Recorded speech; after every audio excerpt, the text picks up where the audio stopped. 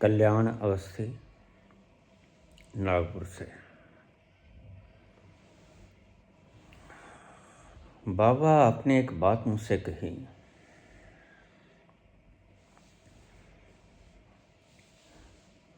30 वर्ष से 40 वर्ष तक, ये 10 साल आध्यात्मिकता के लिए बड़े महत्वपूर्ण होते हैं।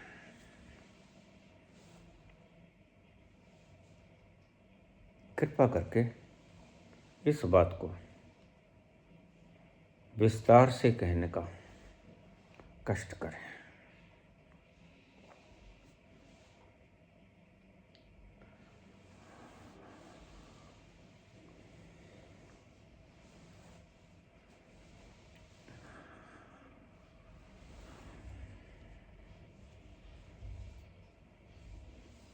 छोटा सा प्रश्न हम पहले उठा लें।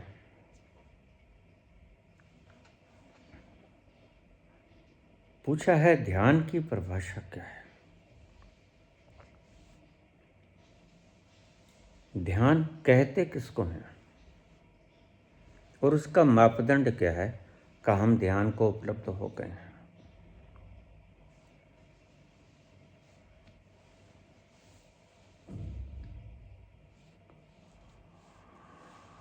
नॉन रिएक्टिवनेस जब फलीभूत हो जाती है पूर्णतया, तो समझ लेना कि ध्यान की अवस्था फलीभूत हो गई। और उस घड़ी में तुम ऐसी आनंद की अवस्था को प्राप्त हो गए कि बोलना तो दूर, आंखें खोलना भी मुश्किल हो जाएगा। अक्सर एक कहानी मैं भी कहा करता हूँ, शास्त्रों में भी वर्णित है। हिमालय की कंदराओं में 4 साधक बैठे थे, दूर दराज से आए हुए, कहीं घर गृहस्थी से तंग थे, शोर शराबे से परेशान थे, घर छोड़कर आ गए। और कहीं रास्ते में चारों व्यक्ति मिल गए। फैसला किया कि एक जगह जाकर किसी हिमालय की कंदरा में बैठ जाएंगे। खाने पीने का इंतजाम एक व्यक्ति के जिम्मे लगेगा।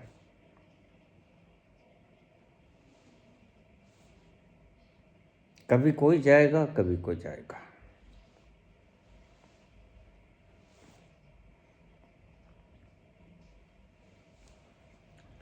बैठ गए, शुरू हो गया। 1 वर्ष बीत गया।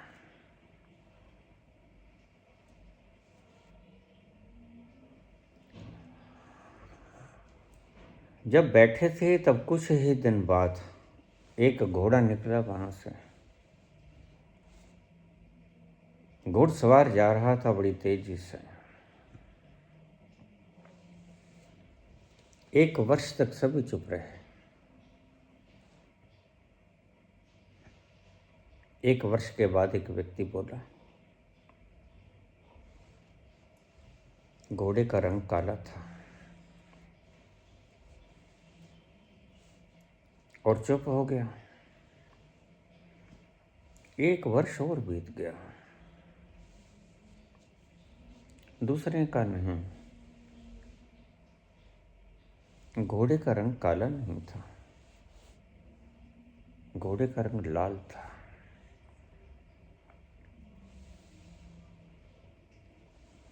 वर्ष भर फिर बीत गया। तीसरे ने कहा, वर्ष भर के बाद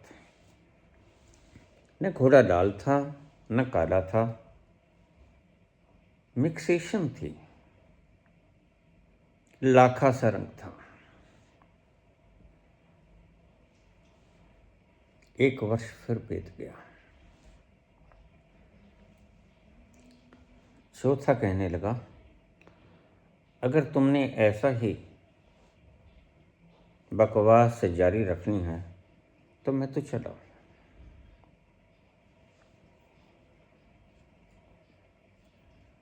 ध्यान क्या है, इस प्रसंग से समझने की चेष्टा कर लेना। अगर समझ में आ जाए तो वर्ष भर बीत गया पहली प्रतिक्रिया को, दूसरी प्रतिक्रिया को 2 वर्ष, तीसरी को 3 और चौथी को 4 वर्ष बीत गए।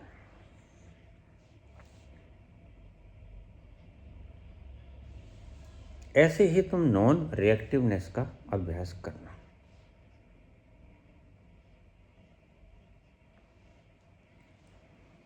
अभी 5वां वाहन नहीं था।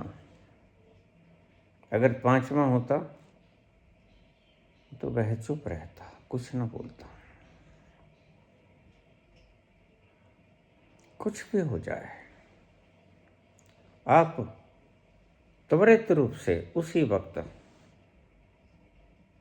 दूसरे वाला व्यक्ति अपनी बात पूरी भी नहीं कर पाता, तुम रिएक्शन देना शुरू कर देते हो और तुम्हें पता नहीं होता वह क्या बोलेगा आगे। बात आधी अधूरी होती है और तुम रिएक्शन देना शुरू कर देते हो। जिस दिन ध्यान फलित होगा,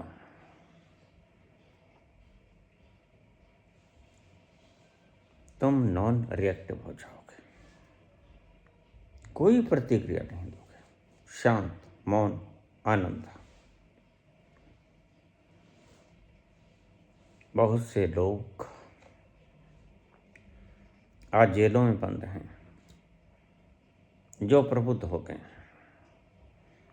किसी एक जगह पर बैठे, कोई हादसा हो गया, पूछताछ के लिए बुलाया गया, किसी बात का कोई जवाब नहीं दिया, यह तो जासूस है, इसी ने किया होगा। बहुत से व्यक्ति पागल खाने में सड़ रहे हैं। तुम भी कहोगे ये कैसी जिंदगानी।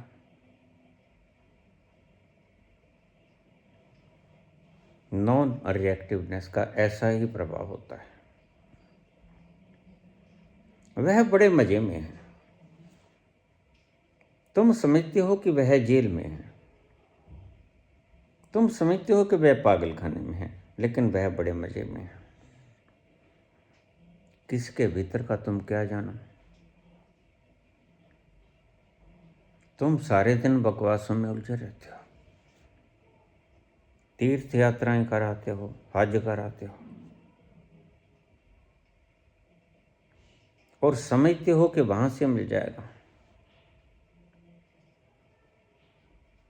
नहीं मिलेगा। इस लक्षण को पहचान लेना। कोई प्रतिक्रिया जब होनी बंद हो जाए पूर्ण रूपेण, तो ध्यान फलीभूत हुआ और उसका लक्षण है कि तुम महा आनंद के रस से सराबोर हो जाओगे। तुम्हें भीतर से ऐसी खुशी प्राप्त होगी, बाहर की कोई चार दीवारी, बाहर की कोई जेल, कोई सलाखें, कोई पागल खाना तुम्हें डिस्टर्ब नहीं करेगा। अनोखी परिभाषा है, लेकिन ऐसा ही होता है।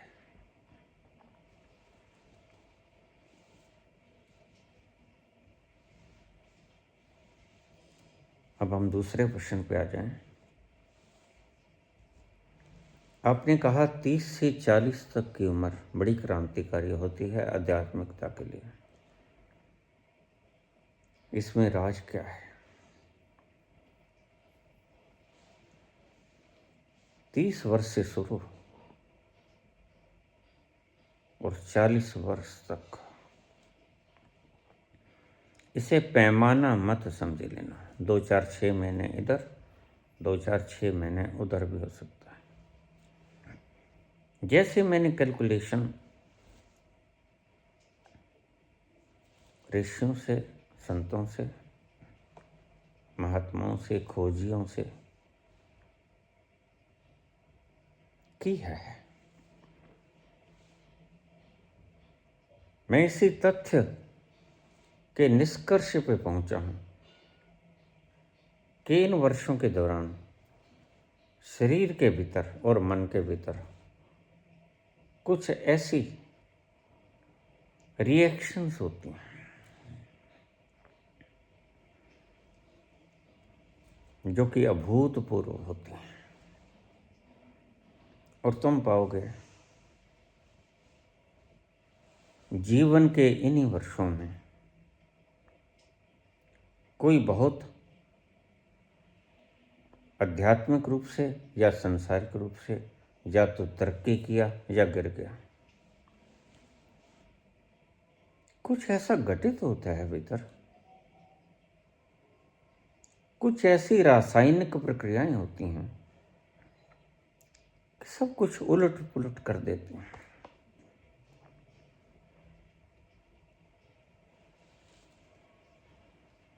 बुद्ध 30वें वर्ष में घर छोड़ देते हैं, कपिलवस्तु छोड़ देते हैं। करीब करीब महावीर भी इसी उम्र में घर छोड़ देते हैं। 35 वर्ष की उम्र में बुद्ध प्रबुद्ध होते हैं और इस मकाम तक करीब करीब महावीर भी पहुंच जाते हैं इसी उम्र में।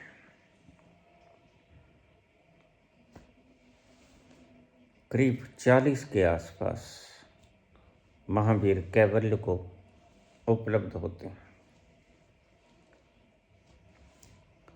जितने संत आपको मिलेंगे इसी अवस्था के मिलेंगे। बाबा नानक भी इन्हीं वर्षों में उपलब्ध हुए हैं।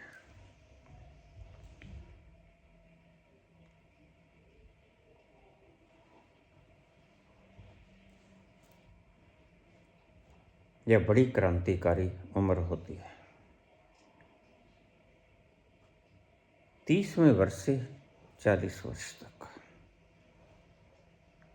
इसमें कुछ ऐसा रासायनिक बदलाव होता है अस्तित्व की तरफ से। यह अस्तित्व बड़ा गहरा है, रहस्यमय है, खंगाला नहीं जा सकता, समझा नहीं जा सकता। क्या होता है, लेकिन कुछ वृहद होता है जो सब उलट पुलट कर देता है। इसलिए आप या तो गिरते हुए इंसान को इसी उम्र में पाओगे, बदल जाता है एक फैसला सब कुछ, या उठता हुआ इंसान इसी उम्र में पाओगे आप। ये 10 वर्ष बड़े क्रांतिकारी होते हैं।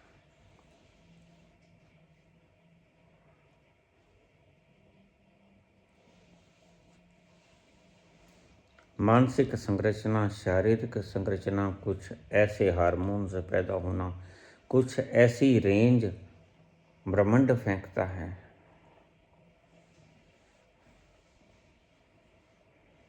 उन्हें हम महसूस तो करते हैं, लेकिन वो है क्या यह नहीं बताई जा सकते। कुछ है।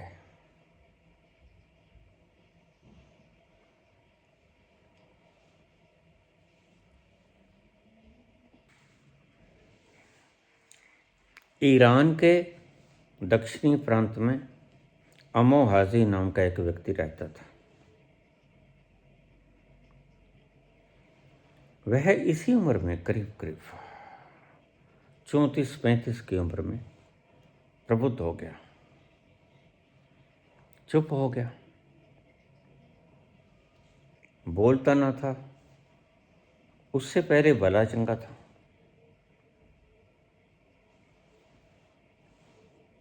एक जगह पे जाके बैठ गया। उसने गड्ढा खोदा और गड्ढे के बीच में बैठ गया। थोड़े दिन देखते रहे लोग। लोगों को तकलीफ होनी शुरू हो जाती है। उसे बुलाते ना बोलता, कहीं से कुछ मिल जाता खा लेता। और आपको जानकर बड़ी हैरानी होगी, वह आमतौर से मांस खाया करता।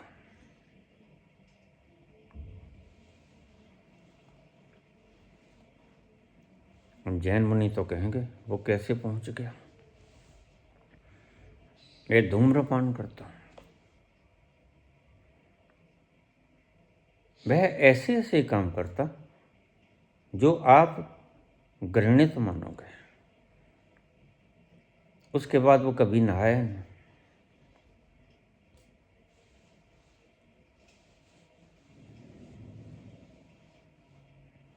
जो अपने भीतर नहा लिया उसे बाहर की गंदगी परेशान नहीं करते। हमारे सभी पंथों में अघोर पंथ को सबसे ज्यादा सम्मान दिया गया। बड़े बड़े ऋषि मुनि अघोर पंथियों को सम्मान देते हैं। वो पता नहीं नहाएंगे कि नहीं नहाएंगे, खोपड़ी में शराब पिएंगे, खोपड़ी में खाना खाएंगे, मुर्दे की राख से शरीर को मल लेंगे।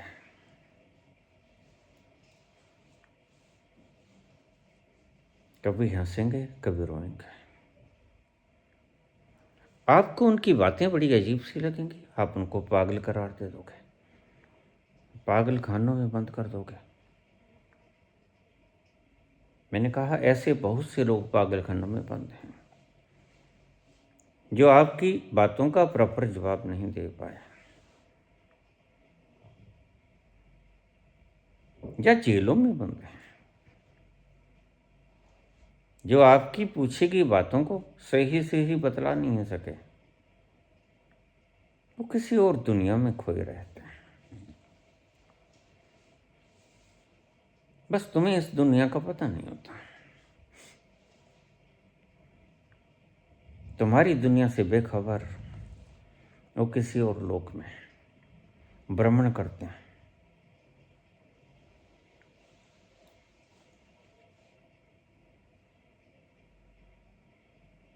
इनको सबसे ज्यादा सम्मान दिया गया अघोर पंथ को। अघोर, उनका पता नहीं नहाएंगे कि नहीं नहाएंगे, क्या खाएंगे क्या पिएंगे, खोपड़ी के भीतर, मरी हुई खोपड़ी के भीतर जल भी पिएंगे, खाना भी खाएंगे और शमशान में बैठेंगे। तुम कहोगे ये भी कैसी जिंदगानी है, इससे अच्छा तो न पहुंचते। लेकिन न पहुंचने में कहाँ सुख है। न पहुंचकर तो तुम सारी उम्र दुखी रहते हो और डरते डरते, कंपते कंपते, भय के मारे, दर्द से युक्त, तकलीफ में बंधन युक्त तुम प्राण त्याग देते हो। तुम्हें पता ही नहीं चलता कि जो अघोरी बैठे हैं शमशान में उनकी दशा क्या है। ये सिर्फ एक तरीके से पहचान में आते हैं, इनका ओरा देखकर, और दूसरा कोई तरीका नहीं। कोई ओरा देखने वाला व्यक्ति इनको पहचान लेगा। यह है कहाँ, इनका अस्तित्व विराजमान कहाँ है।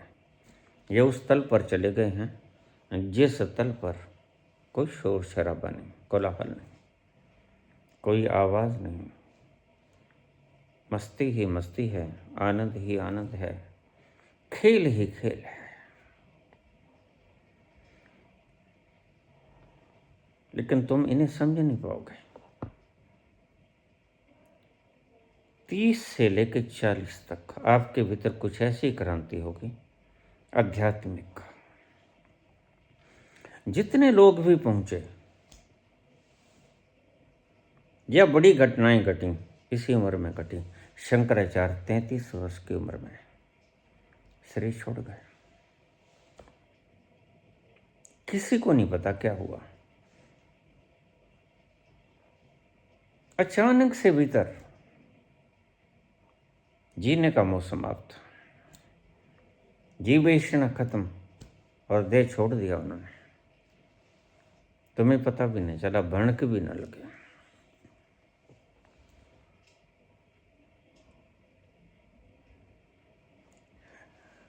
इन 10 वर्षों में बड़ी घटनाएं अद्भुत घटती हैं।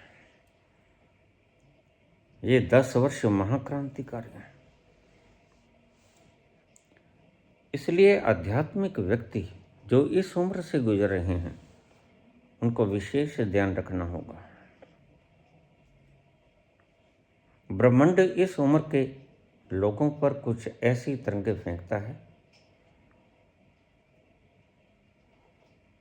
जो तुम्हें उस तल तक पहुंचा सकती हैं। अचानक से वैराग्य होता है।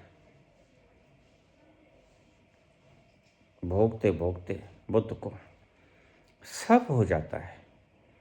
शादी हो जाती है, पुत्र हो जाता है, अचानक से वैराग्य हो जाता है। इसी उम्र में छोड़ देते हैं घर,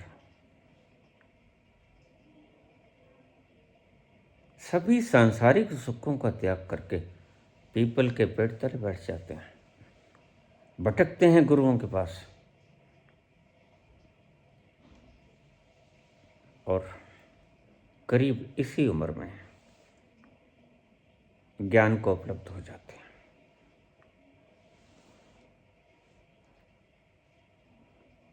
80% लोग जो एनलाइटेंड हुए इसी उम्र के थे, करीब करीब इसी उम्र के थे। ब्रह्मांड अपनी ऊर्जाएं फेंकता है, तरंगे फेंकता है विशेष तरह के।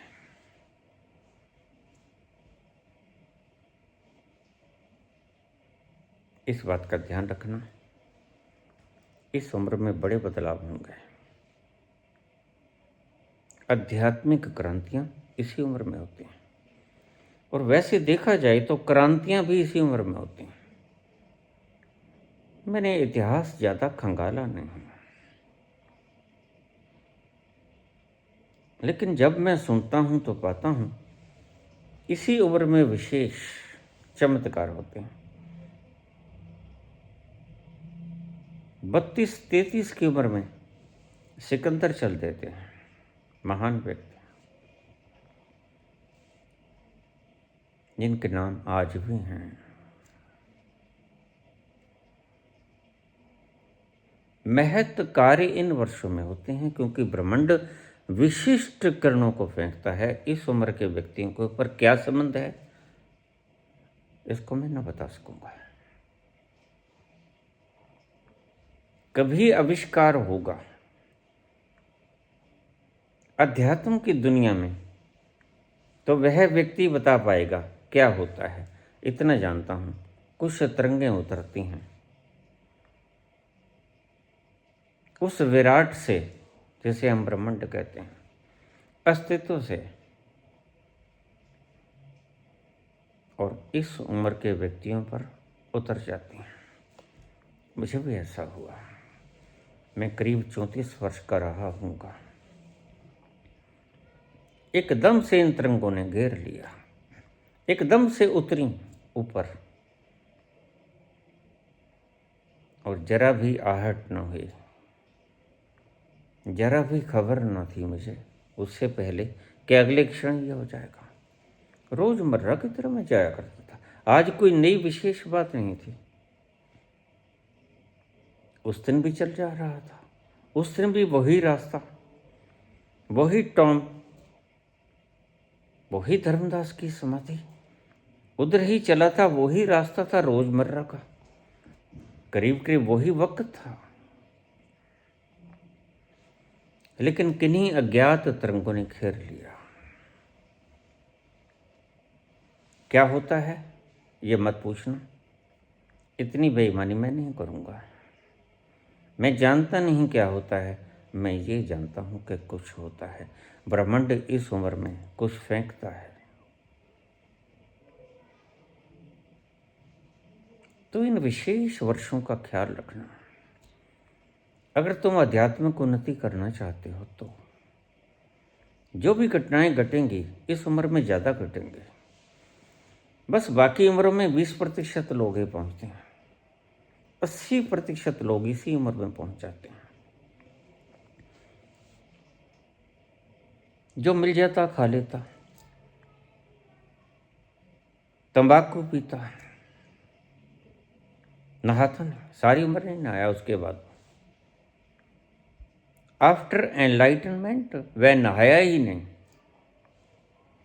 या तुम्हें जानकर बड़ी हैरानी होगी, तुम तो पास से गुजरोगे, नाक मुंह से कोड़ लोगे,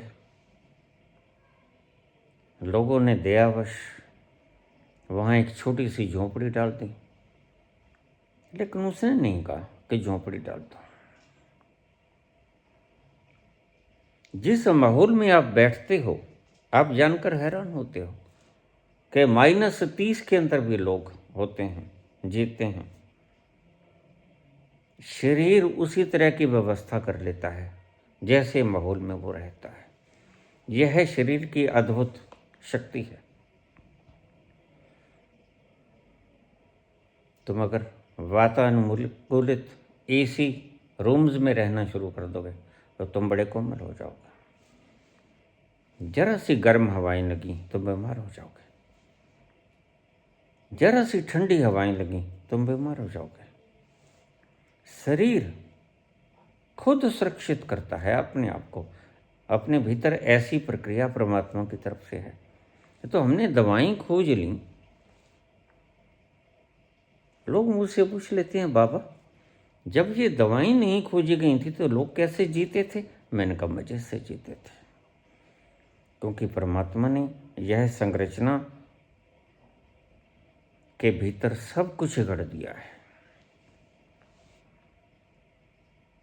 यह हमारे टॉन्सिल्स बाहरी तंतुओं से, बाहरी बैक्टीरिया से हमें बचाते हैं। शरीर के भीतर की व्यवस्था कुछ ऐसी है कि वह रोग के कीटाणु को अपने आप ही लड़ लेती है। भीतर महायुद्ध हर वक्त होता रहता है, खुद बचाता है शरीर अपने आप को। तुम कमजोर होने शुरू हुए जब तुमने खुद अपना फिक्र करना शुरू कर दिया। जब तक तुमने परमात्मा पे छोड़ा तो परमात्मा की व्यवस्था तुम्हें बचा रही थी। व्यक्ति कमजोर से कमजोर होता चला गया। जैसे जैसे उसने वस्त्र ईजाद किया, सर्दी गर्मी से प्रभावित होता रहा। पशु पक्षी आज भी बिना वस्त्रों के घूमते हैं, कोई बूट नहीं डालता। तुम तो 4-4 मोजे पहन लेते हो।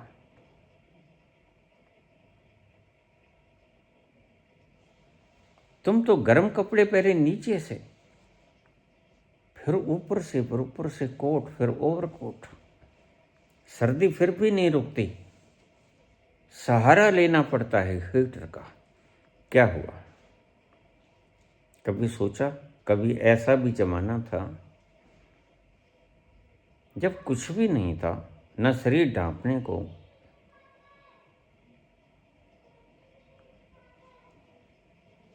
और व्यक्ति कैसे जीता था?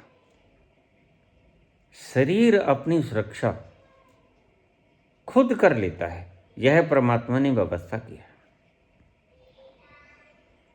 लेकिन हम कमजोर होते चले जाएंगे, रोज कमजोर होते चले जाएंगे, क्योंकि हमने अपनी रक्षा करनी स्वयं शुरू कर दी। यही आध्यात्म का अहम फार्मूला है। जब हम अपने नाव की पतवार को अपने हाथ में रख लेते हैं तो वह पतवार को छोड़ देता है, हम दुखी हो जाते हैं। जब पतवार हम उसके हाथ में दे देते हैं तब निर्बोझ हो जाते हैं और सुखी हो जाते हैं। तो एक तल आता है जब हम वहां पहुंच जाते हैं जहां कोई प्रतिक्रिया नहीं होती, शांति ही शांति है, आनंद ही आनंद है। ये कुछ उदाहरणें मैंने ऐसे दी, आज भी लोग हैं बसम रमाते हैं। भगवान शंकर इसका उदाहरण है।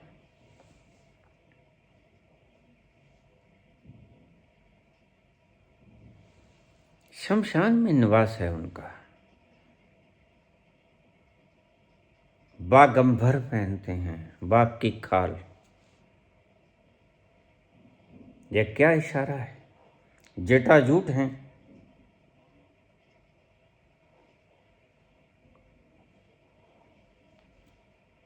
किसी नाई की दुकान पे नहीं जाते बाल छटवाने के लिए। प्रकृति जो कर रही है ठीक कर रही है। और त्रिशूल हाथ में है, यह सांकेतिक है। 3 गुणों के अनुसार चलता है उनका शरीर, चलने देते हैं वो। त्रिशूल और प्रकृति अपना काम करती है, ये डमरू बजाते हैं, ये नाचते हैं, तांडव करते हैं, नृत्य करते हैं, कैसी भी परिस्थिति क्यों ना हो। ये सिंबॉलिक रिप्रेजेंटेशन से हम इनको भूल गए, हम इनको चूक गए। वह व्यक्ति इस उम्र में करीब करीब पहुंचा और उसने अचानक जो मिल गया खा लिया। तंबाकू पीता था, पीता रहा। अब तुम ये ना पूछना, तंबाकू पीने वाला भी उपलब्ध हो जाता है? बिल्कुल हो जाता है। क्या तकलीफ है? मैं किसी को नहीं रोकता। ये बूटी चढ़ा देते हैं। भगवान शंकर के बारे में अक्सर ये प्रसिद्ध है, घोटा, भांग, धतूरा सब पीस के खा जाते हैं और तुम उनकी नकल करते हो। लेकिन जिस तल पे वो हैं उस तल पर नहीं पहुंचते तुम, बस तुम सिर्फ नकल करते हो। यही चूक हो जाती है।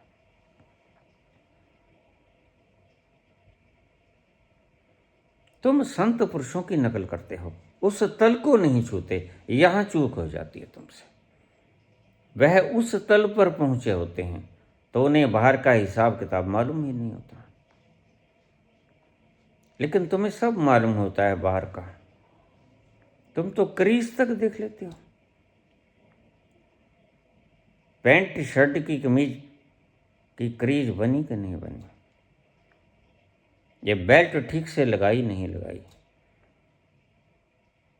ये बाल सफ़ेद काले ये कैसे संवारूं जो जचूं। लेकिन ये भीतर से जंच गए हैं, भीतर ठहर गए हैं। बाहर से ठहरने की कोई आवश्यकता नहीं। अब दिखावा करने की कोई ज़रूरत ना रही। अब राजी हैं हम। इतनी सृजना करने वाला विराट, तुम क्या समझते हो? जो सूरज को, चांद सितारों को अपनी गतिशील उसी परिभ्रमण में चलाए रखता है, तुम्हारे छोटे से शरीर को नहीं चला पाएगा? बिल्कुल चलाएगा। लेकिन आदमी के पास आज तर्क बचा है और तर्क ने आदमी की खुशी छीन ली, तर्क ने आदमी का आनंद छीन लिया।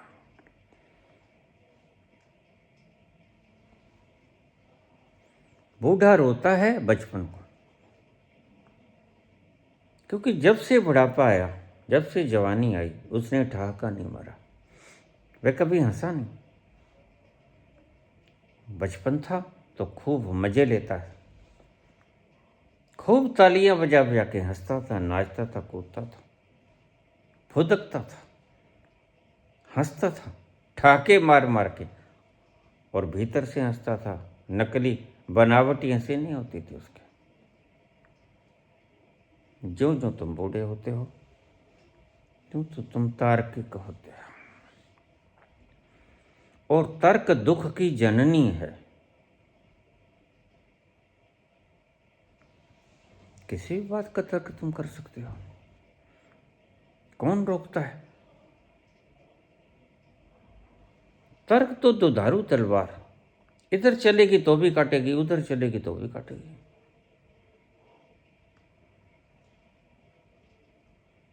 तर्क से आनंद पाने की चेष्टा मत करना, यह बुद्धि की कोशिशें हैं।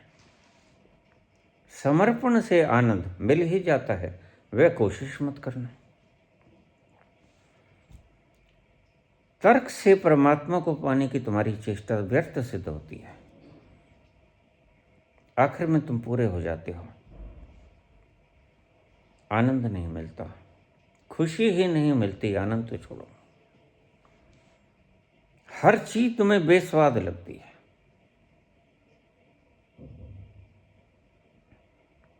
जो बच्चा मिर्च नहीं खा सकता, तुम उस मिर्चों को ऊपर से डालते हो। तुमने देखा, बच्चा एक तरफ कर देगा, नहीं मिर्च नहीं, बड़ा प्राकृतिक है, नेचुरल है। लेकिन ज्यों ज्यों तुम बूढ़े हो गए, त्यों तुम मिर्च मसाले डालते ही चले जाते हो। तुम्हारे टेस्ट बड्स मांगते हैं, और मांगते मांगते उनकी मांग बढ़ जाती है। यही वासनाओं का उपद्रव है। वासनाएं कभी शांत नहीं होती, वर्ण दुगनी हो जाती हैं, बढ़ती जाती हैं। तो वह व्यक्ति कभी नहाया नहीं। आसपास से लोग गुजरते, कुछ फिक्रमंद लोग थे, उसको कपड़ा दे जाते। कोई फिक्रमंद लोग थे, उसको खाना दे जाते। कुछ लोग नाक भूंस कोड़ के गुजर जाते। तरह तरह की दुनिया है, भांति भांति के लोग हैं। परमात्मा की सृष्टि बड़ी अजीबोगरीब है।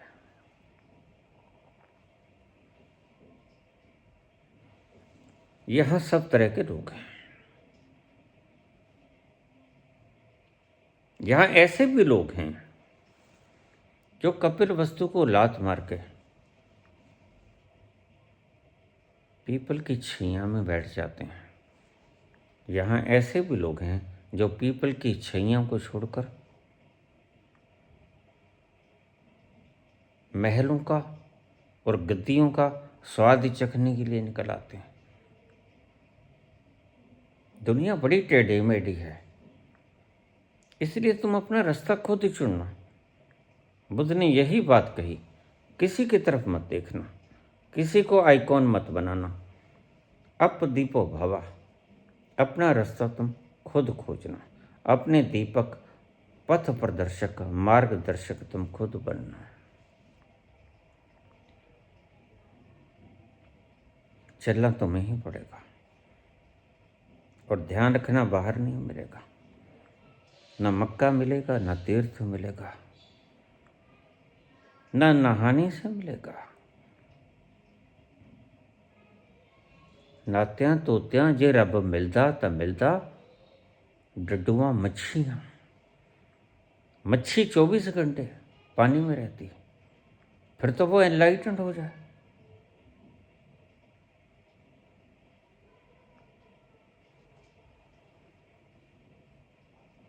ना रब मिलता, तीर्थ मक्के। तुम तीर्थों में जाते हो, मक्कों में जाते हो, वहां नहीं मिलता। जिस खुशी की तुम तलाश कर रहे हो,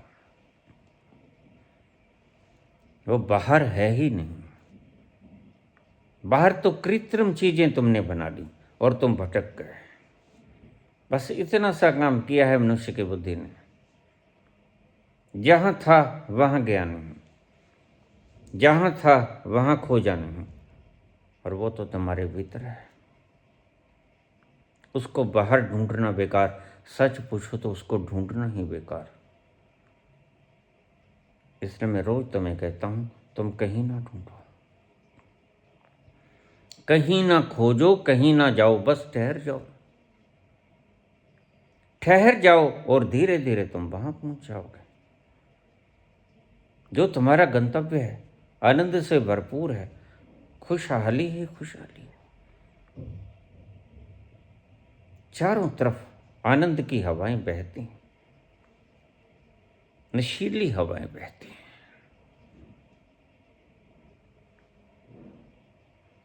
लेकिन तुम्हें तर्क चलाता है। खोजते हो आनंद को, तर्क के ऊपर सवार हो जाते हो, और जो तर्क के ऊपर सवार हुआ वो आनंद को न खोज पाएगा। मेरे इन शब्दों को ध्यान से सुन लेना। तर्क की तीखी तलवार को एक तरफ रख देना। तर्क तुम्हें कहीं नहीं पहुंचाएगा, उसी चीज का काट करेगा और उसी चीज को बनाएगा। दोनों संभावनाएं हैं, दो धारू तलवार होती है, इधर भी उधर भी, जिधर जाएगा उधर काटेगा। और वह कांटा छाटी से नहीं मिलता, वह तो गहरे में उतरने से मिलता है। इसलिए उसको कहीं मत खोजना, बस खोज को बंद कर देना। यही सूत्र है। संतों ने बोला तो बहुत, लेकिन तुम ठहर कहाँ पाए? तुम और दौड़े। संत बोले ठहर जाओ, तुम और तेज दौड़े। तुमने मैराथन का धावक होने की जैसी कसम खा ली।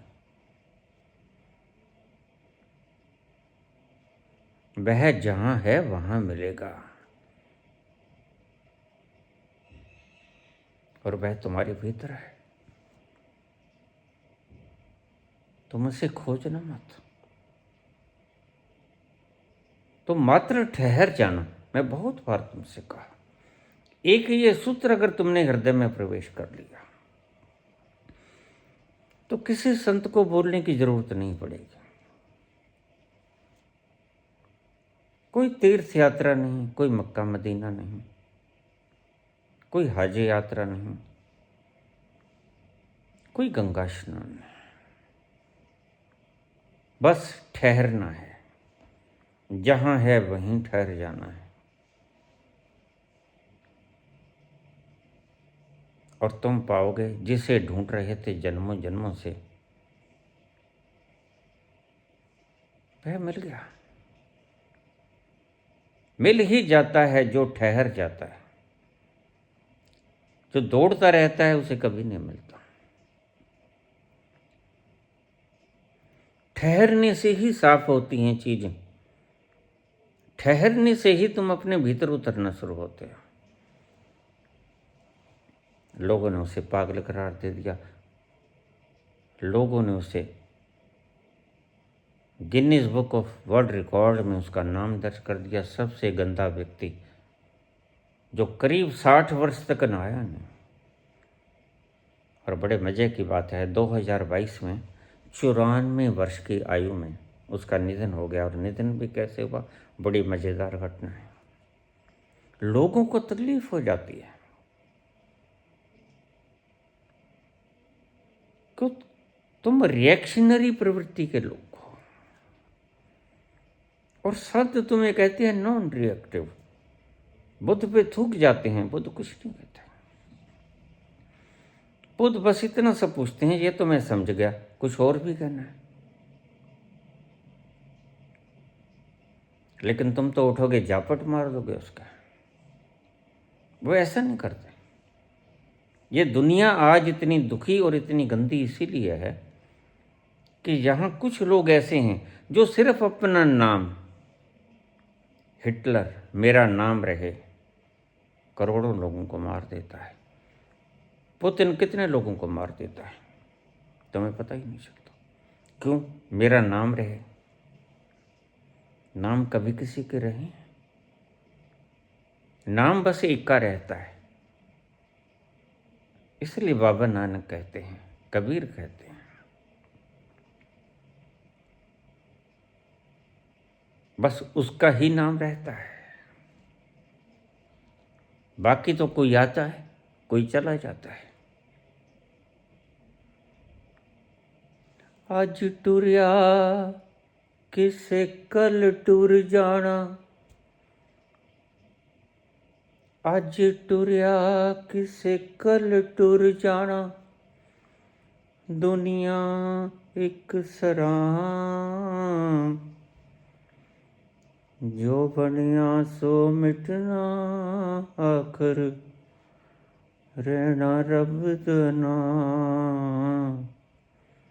जो बनिया सो मिटना, आखिर रहना रब दना। जो सा आवे समझ गनीमत, जो सा आवे समझ गनीमत। होर असां की कहना, तुम बा जिंदड़ी दा सदा निवजदियां रहना। तुम बा जिंदड़ी दा सदा निवजदियां रहना। ये जिंदगी का तार सदा नहीं बजेगा।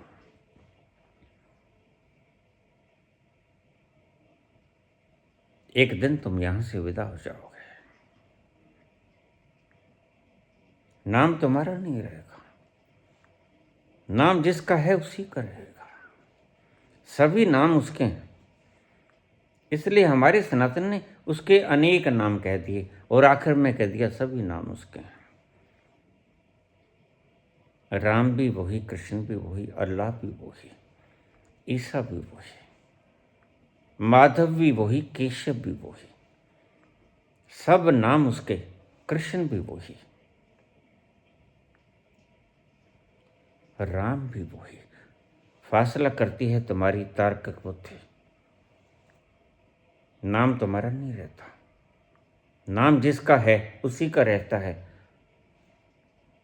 बस तुम आखिर में धम से गिर पड़ते हो और तुम्हारा वजूद खत्म हो जाता है। तुम गलत समझे थे सारी उम्र, तुम नाम को वजूद समझ रहे थे, लेकिन ये वजूद खत्म हो जाता है। तुम ये समझे थे कि मेरा वजूद सदा रहेगा, नाम के रूप में रहेगा, नहीं रहता। जब तुम्हारा वजूद ही खत्म हो गया तो तुमने नाम से क्या करना है। हिटलर था, कभी हुआ, कौन जाने वो कौन था। आया था,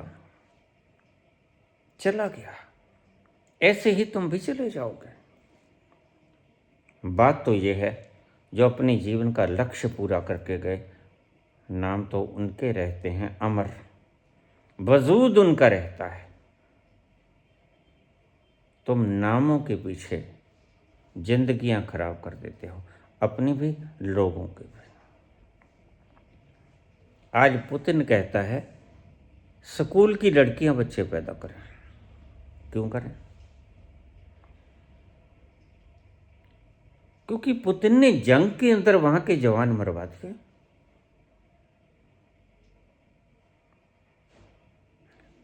लड़कियां भी वहां फौज में हैं, लड़के भी वहां फौज में हैं, और यूक्रेन के जंग में लोग मरवा दिए। अब उन्हें आदमी चाहिए, स्त्रियां चाहिए, बच्चे हैं नहीं, जनसंख्या घट रही। तो फरमान जारी किया, लालच दिखाया। इनके पास, राजनीतिक के पास दो चीजें होती हैं, या तो लोभ होता है या भय होता है। तो लोभ दिखाया, 10 लाख मिलेंगे, 20 लाख मिलेंगे, पहला बच्चा और दूसरा बच्चा तो 30 लाख मिलेंगे।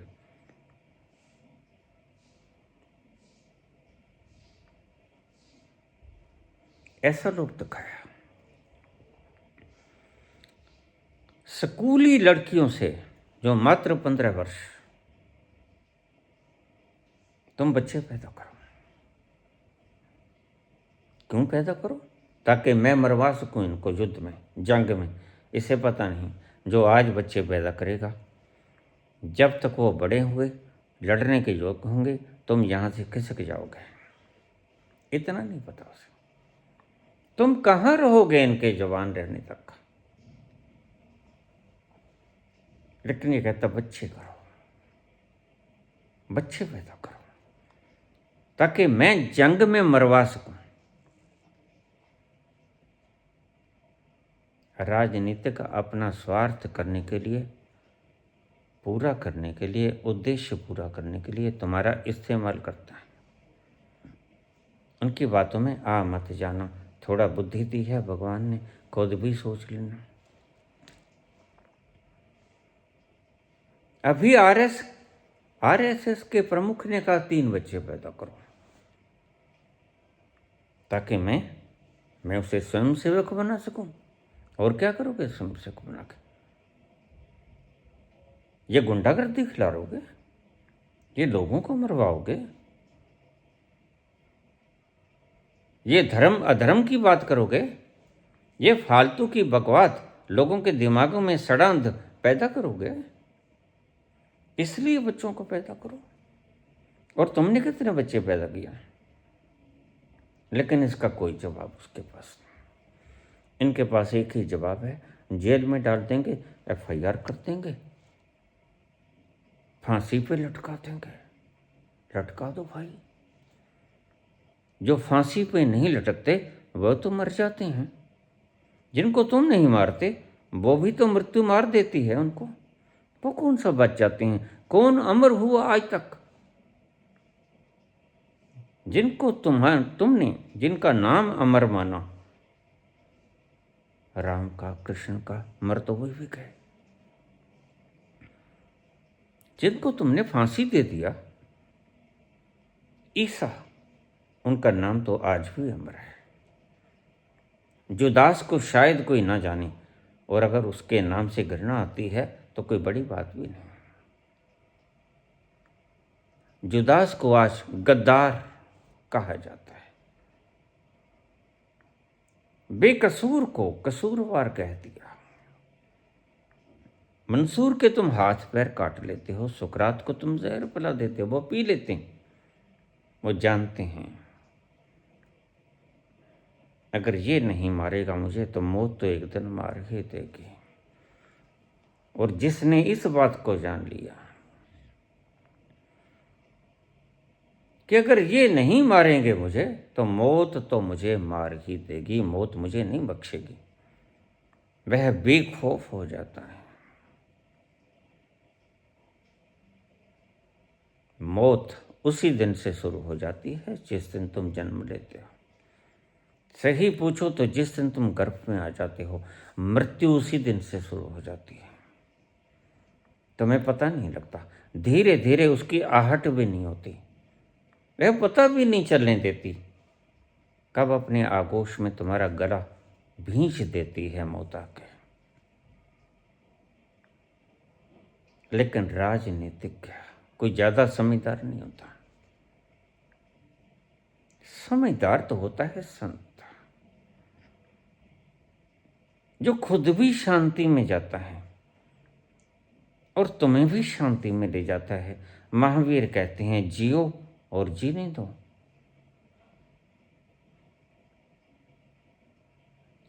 असली दुनिया का कल्याण किया तो इन लोगों ने किया। तभी तो कहते हैं संत ना होते जगत में तो जल मरता संसार। मरना तो सभी ने है, लेकिन जल के मरा, यह बड़ी खौफनाक मौत है।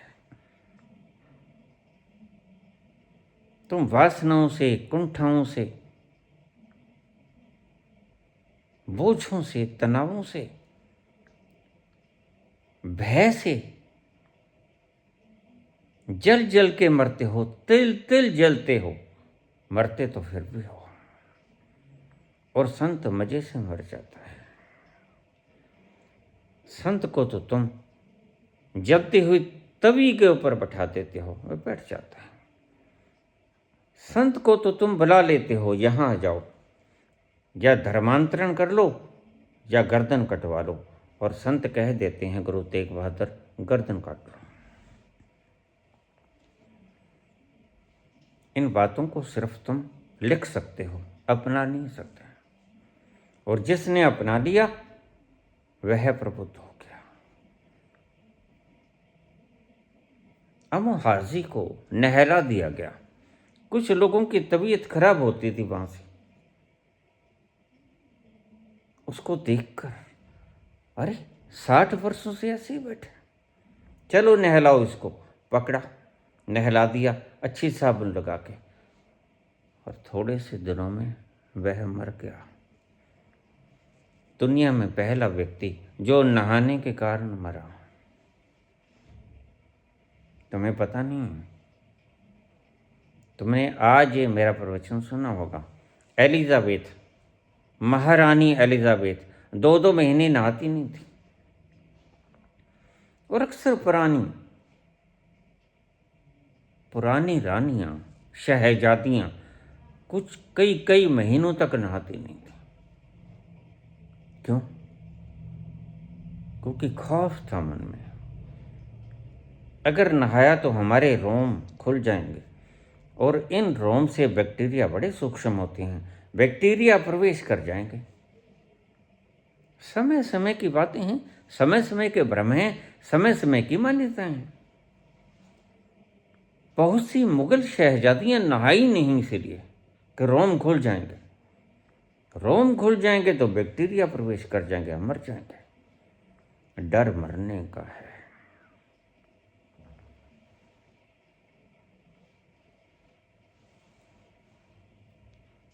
नॉन रिएक्टिवनेस।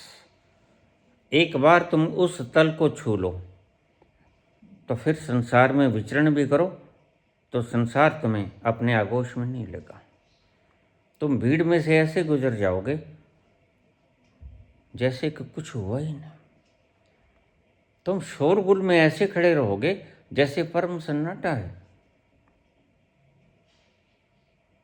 तुम्हारा भीतर आनंद में आह्लादित रहेगा। तुम नाचते रहोगे, बाहर से दिखने में तुम मूर्तिवत दिखोगे। यह शीतल है,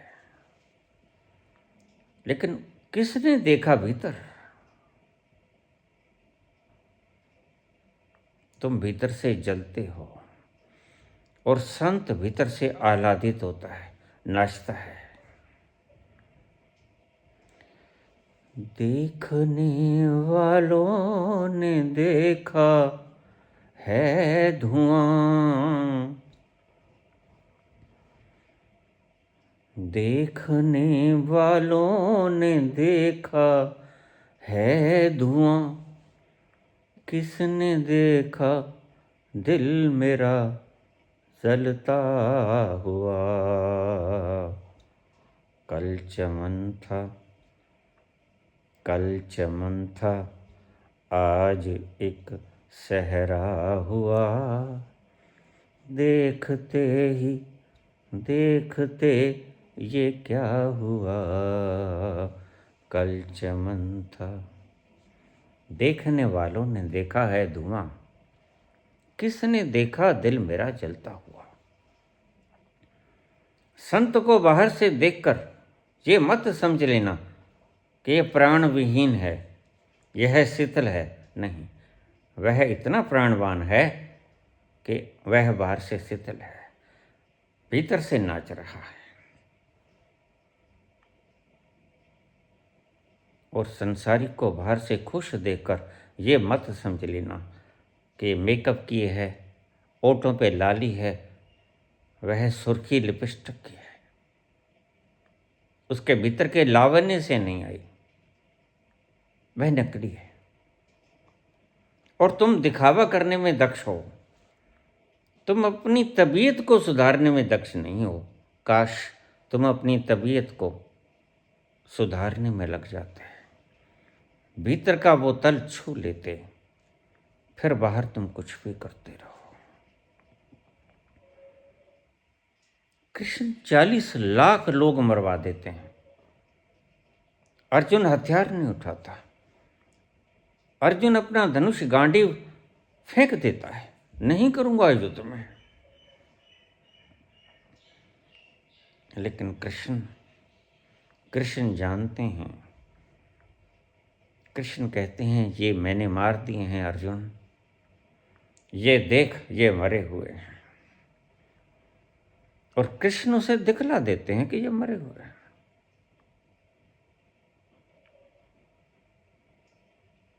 तुम बस श्रेय ले ले तो उठा अपना धनुष, मामनु स्मर युद्ध च, मुझे याद कर और युद्ध में कूद जा। 40 लाख लोगों को मरवाने वाला व्यक्ति एक क्षण के लिए भी पीड़ा महसूस नहीं करता। और तुम कृष्ण को देखकर थर्रा जाते हो। ये कैसा मानव है, इसने 40 लाख लोग मरवा दिए, जरा भी शिकन नहीं आई। गांधारी ने जिसके 100 पुत्र मरे थे, श्राप दे दिया। हे वासुदेव, जैसे मेरी आंखों ने अपना कुल नाश होते देखा, ऐसे ही तुम भी अपना कुल नाश होते देखो। जाओ, मैं तुम्हें श्राप देती हूँ। कृष्ण कहते हैं, एवमस्तु माते, ऐसा ही होगा। कैसा तल है ये, जो ये लोग छू लेते हैं। तुम्हें तो नहीं मिलता ये तल, क्योंकि तुम ये तल छूने की कोशिश नहीं करते। जाने वो कैसे लोग थे जिनके प्यार को प्यार मिला। जाने वो कैसे लोग थे जिनके प्यार को प्यार मिला। हमने तो जब कलियां मांगी, कांटों का हार मिला। हमने तो जब कलियां मांगी, कांटों का हार मिला।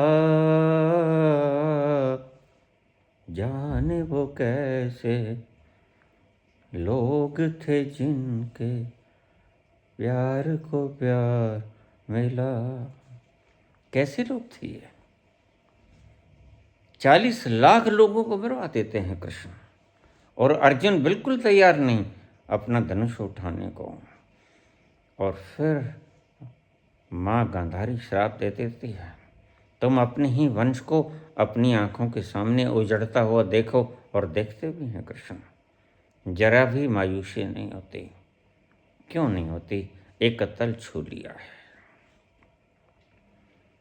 जिस तल पर वो जानते हैं, नैनम छिदन्ति शस्त्राण, नैनम दहति पावकः, न चैनम क्लेदन्त्यापो, न शोष्यति मारुतः, वासांसि जीर्णानि यथा विहाय, नवानि गृह्णाति नरोपराणि, तथा श्रीराणि विहाय जीर्णा अनन्याणि, संयाति नवानि देहि। उस तल पर पहुंच गए। तुम भी उस तल पर चले जाओ,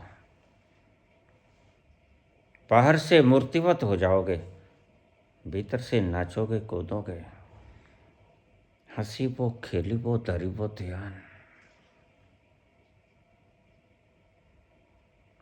काश एक शब्द भी तुम्हारे भीतर उतर जाता।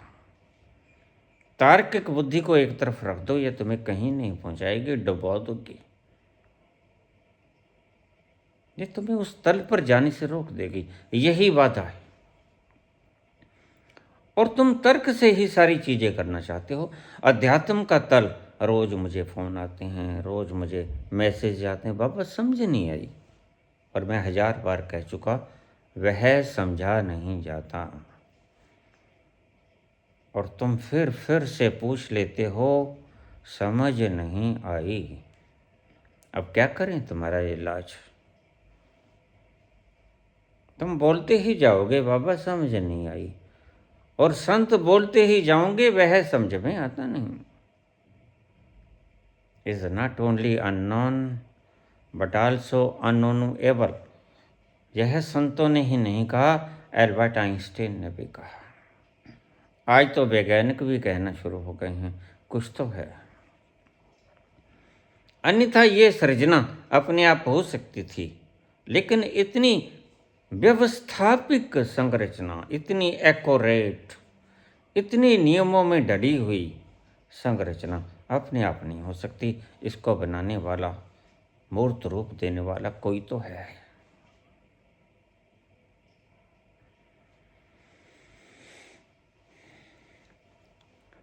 राधे राधे श्याम मिला दे, राधे राधे श्याम मिला दे, गोविंदा गोपाल हरे। राधे राधे श्याम मिला दे, गोविंदा गोपाल हरे। पेंडुलम की तरह अतियों पे मत जाओ,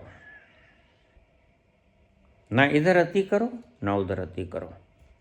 बस एक ही फार्मूला तुम्हें बार बार बता चला, ठहर जाओ, जहाँ हो वहीं ठहर जाओ। तुम्हें वो मिल जाएगा जिसकी जन्मों जन्मों से तुम्हें तलाश हो, बस ठहर जाओ।